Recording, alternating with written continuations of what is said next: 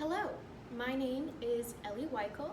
I am a music teacher at Brownsville Elementary School, and I wanted to talk to you all about a little project that I've created for open house night for my school. Right now, my classroom is not ready. I have many things going on. I'm totally new to the school, to this building, and to teaching. I just graduated from college, so my room's not ready. But I wanted to create something for open house night that would help my future students and their parents and other teachers get involved in music a little bit and see what we'd be doing in this upcoming school year. So I used a MakeyMakey to create a flower piano.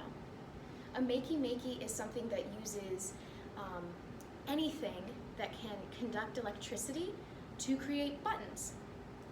So I have the MakeyMakey app up on my computer here. I used freshly cut flowers, all a little bit different to represent different notes. And of course I have instructions on my whiteboard.